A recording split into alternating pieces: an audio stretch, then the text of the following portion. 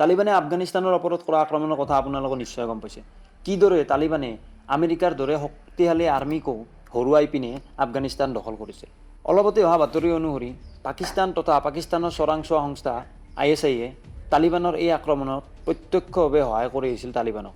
এতিয়া এই ভিডিঅ'টোত আমি তালিবানে আফগানিস্তান দখলৰ ফলত তালিবানৰ লোকসকলৰ ওপৰত কেনেধৰণৰ প্ৰভাৱ পৰিছে, লগতে পাকিস্তানে বাৰু তালিবানক আফগানিস্তান দখলত কেনেধৰণে সহায় কৰিছে আৰু বৰ্তমান ইয়াৰ অৱস্থা কি, আৰু লগতে ভাৰতৰ ওপৰতো বাৰু ইয়াৰ কেনেধৰণৰ প্ৰভাৱ পৰিব পাৰে সেই বিষয়ে আমি কিছু কথা জানিম।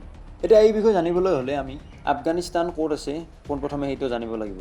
এতিয়া এইখন হৈছে আমাৰ মৰমৰ ভাৰত, আৰু এই ভাৰতৰ পৰা উত্তৰ পশ্চিম দিশলৈ গ'লে আমি পাম পাকিস্তান, আৰু পাকিস্তানৰ পিছতে আমি পাম আফগানিস্তান। এই আফগানিস্তানৰ প্ৰায় গোটেইখিনি অঞ্চল এতিয়া তালিবান অধিকৃত হৈ আছে, আৰু ইয়াৰ পাঞ্জিৰ এলেকাটোহে তালিবানে অধিকাৰ কৰিব পৰা নাই। এতিয়া পাঞ্জিৰত যদি আমি ইতিহাস চাওঁ তেতিয়াহ'লে আমি গম পাম তেওঁলোকে অতীতৰে পৰাই তালিবানৰ বিৰুদ্ধে যুঁজ কৰি আহিছে। ইয়াৰ লোকসকল অথবা ইয়াৰ যিসকল নেতা তেওঁলোকে তালিবানক ছাপোৰ্ট নকৰে। এতিয়া আপোনালোকে যদি পাঞ্জিৰ এলেকাৰ বিষয়ে অধিক জানিব বিচাৰে তেতিয়াহ'লে আপোনালোকে তলত কমেণ্ট বক্সত কমেণ্ট কৰিব। আশ্ৰফ ঘানীৰ নাম আপোনালোকে নিশ্চয় শুনিছে, গতিকে যিসকলে শুনা নাই তেওঁলোকক আমি জনাই দিব বিচাৰোঁ যে আশ্ৰফ ঘানী হৈছে তালিবানে আফগানিস্তান আক্ৰমণ কৰাৰ আগতে আফগানিস্তানত থকা ৰাষ্ট্ৰপতি। কিন্তু তালিবানে আফগানিস্তান আক্ৰমণ কৰাৰ পিছত তেওঁ আবু ধাবিলৈ পলাই গৈছে। ইয়াৰ পিছতে আফগানিস্তানৰ উপৰাষ্ট্ৰপতি আমৰুল্লাহ ছালেহে নিজকে আফগানিস্তানৰ ৰাষ্ট্ৰপতি ৰূপে ঘোষণা কৰে, আৰু তেওঁ বৰ্তমান এই পাঞ্জিৰ এলেকাতে তালিবানৰ বিৰুদ্ধে যুঁজ দি আছে। আমৰুল্লাহ ছালেহে ইউনাইটেড নেশ্যন বা ৰাষ্ট্ৰসংঘলৈ পত্ৰযোগে কৈছিল যে তালিবানে কৰা এই আক্ৰমণত পাকিস্তানে তালিবান তথা হাক্কানী নেটৱৰ্ক সংগঠনকেইটাক প্ৰত্যক্ষভাৱে সহায় কৰি আছে। কিন্তু দুখ লগা বিষয় এইটোৱে হৈছে যে আমৰুল্লাহ ছালেৰ এই কথাৰ পিছতো ভাৰত, আমেৰিকা, ৰাছিয়া আদিৰ দৰে কোনো এখন দেশেই বৰ্তমান তেওঁলোকক সহায় কৰিবলৈ আগবাঢ়ি অহা নাই। এতিয়া আপোনালোকে তালিবানৰ কথা নিশ্চয় শুনিছে, কিন্তু হাক্কানী নেটৱৰ্কৰ নাম নিশ্চয় শুনা নাই। আচলতে তালিবান বুলি ক'লে মাত্ৰ এটা সংগঠনক নুবুজায়, কাৰণ তালিবান বুলি ক'লে তাত বহুকেইটা সংগঠনৰ লগ হৈ আছে, আৰু তাত সেই সংগঠনকেইটাৰ ভিতৰত এটা হৈছে হাক্কানী নেটৱৰ্ক। আৰু এই হাক্কানী নেটৱৰ্কত প্ৰায় 4,000-ৰ পৰা 15,000-ৰ ভিতৰত লোক আছে।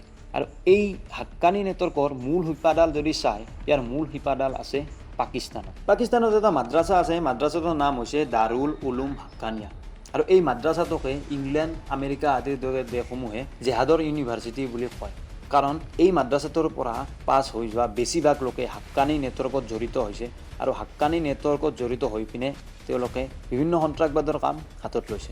এতিয়া আপোনালোকে নিশ্চয় গম পাইছে পাকিস্তানে কিয় তালিবানক আফগানিস্তানত সহায় কৰিছে, আৰু কিয় তেওঁলোকে হাক্কানী নেটৱৰ্কক চৰকাৰ গঠনত সহায় কৰিছে। যদি হাক্কানী নেটৱৰ্কে তাত গৈ পিনে চৰকাৰ গঠন কৰিব পাৰে, তেতিয়াহ'লে পাকিস্তানৰ হাতত আফগানিস্তানৰ গোটেই কণ্ট্ৰল আহিব, আৰু গোটেই কণ্ট্ৰল আহিলে তাত পাকিস্তানে গৈ পিনে ভাৰতৰ বিৰুদ্ধে সন্ত্ৰাসৰ সৃষ্টি কৰিব পাৰিব। পাকিস্তানৰ চোৰাংচোৱা সংস্থা ISIৰ মুখ্য সঞ্চালক ফাইজ হামিদে অলপতে আফগানিস্তান ভ্ৰমণ কৰে, আৰু তেওঁৰ এই আফগানিস্তান ভ্ৰমণৰ মূল উদ্দেশ্য হৈছে আফগানিস্তানত তালিবানৰ সৈতে এখন চৰকাৰ গঠন কৰা, আৰু লগতে আমৰুল্লাহ ছালেহৰ কণ্ট্ৰলত থকা পাঞ্জিৰ এলেকাটো তালিবানৰ দখললৈ অনা।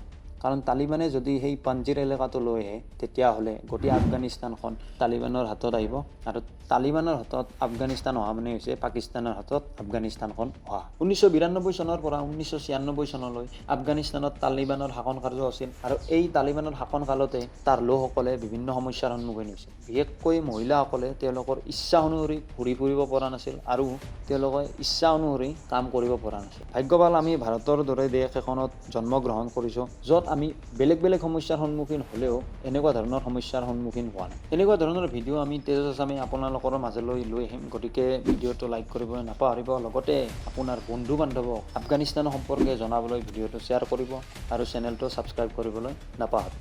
জয় হিন্দ, জয় অসম।